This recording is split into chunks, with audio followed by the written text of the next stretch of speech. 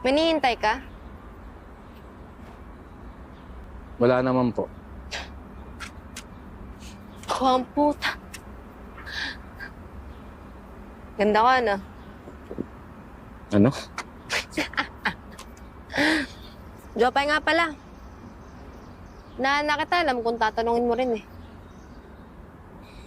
Wala naman akong balak tanongin eh. Advance ka lang. Miggy. Siguro boring na boring ka sa buhay mo, no? Ba't ka nandito? Anong trip mo? Parang ikaw mas boring sa buhay mo eh, no?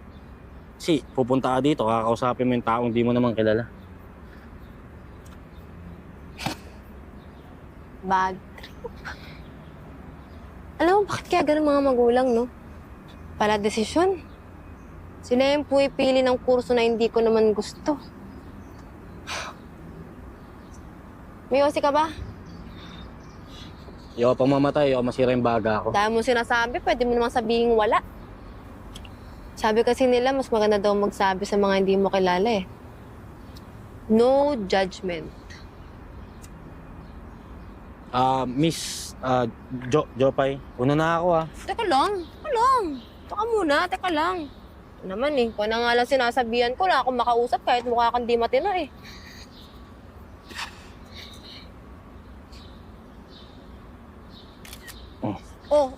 Ano yan? Bakit mo naman ako pipicturean ng hindi ko alam? Ano yan, stolen? Mag-selfie Hindi kasi, tayo, para sa ano yan eh. Hindi. Smile. Kailangan pang ano eh. Kailangan pang stolen eh. Pwede namang ganyan lang eh. Alam ko na yung mga ganyan mo eh.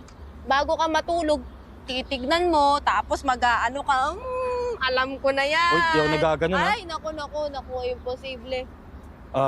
Hindi, kaya kita pinicturean kasi ano eh. Hello?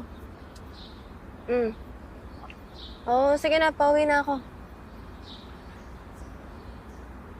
Boyfriend ko, clingy, tumatawag.